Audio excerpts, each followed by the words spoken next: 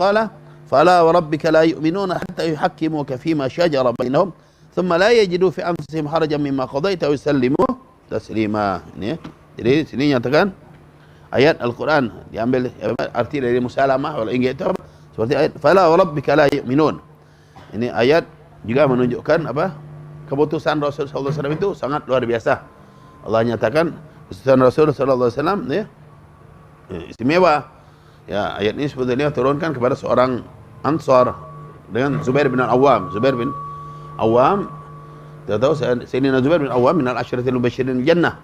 Beliau juga apa sepupunya Rasul sallallahu alaihi wasallam. Ya, anaknya Sayyidah Safiyah binti Abdul Muthalib.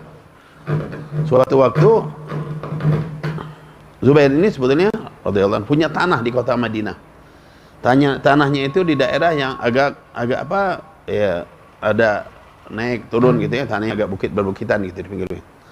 Kemudian ya tanah beliau ini berdekatan dengan sumur. Ada sumur di situ ya. Ada sumur di samping tanah beliau. Kemudian di setelah tanah beliau itu ada tanahnya orang Ansar. Seorang minal Ansar ya. Sama-sama mereka ini tanah pertanian, tanah ladang gitu yang bisa mereka tanam macam-macam. Ya. Jadi suatu waktu terjadi keributan untuk pembagian air yang mana yang lebih dahulu. Orang Ansar ini bilang dia berhak lebih dulu untuk mendapatkan bagian air. Zubair bin Awam nyatakan beliau lebih berhak. Beliau lebih berhak untuk mendapatkan apa? Air lebih dahulu. Kenapa? Beliau lebih dekat pada sumur. Jadi kalau apa dataran itu agak miring ya, di atas Zubair, agak ke bawah punya orang Ansar. Ya.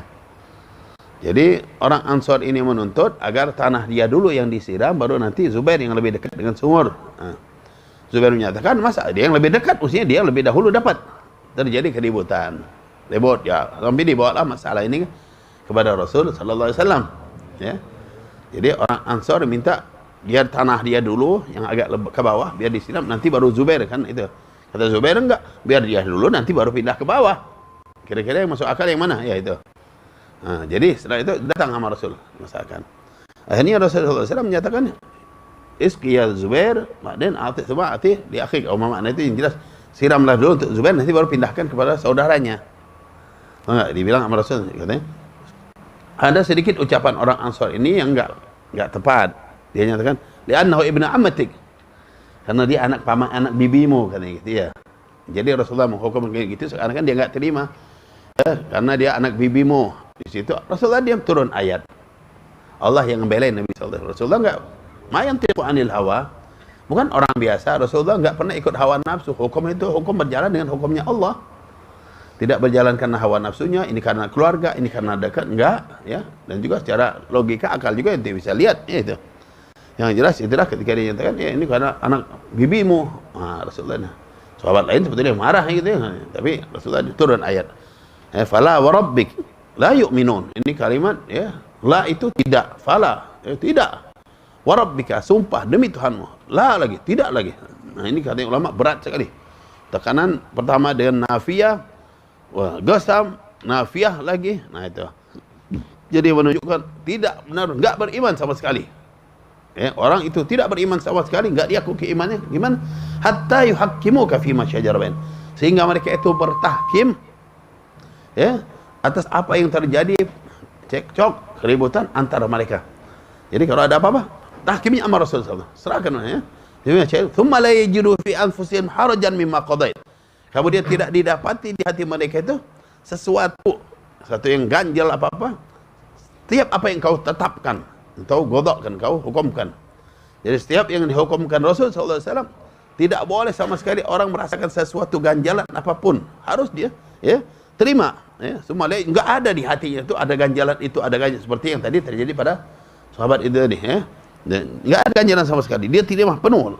Ya, sebagai juru fi anfusihim harajan mimma qadait wa yusallimu taslima, dan dia serahkan ya, dia ikuti dengan penuh pengikutan.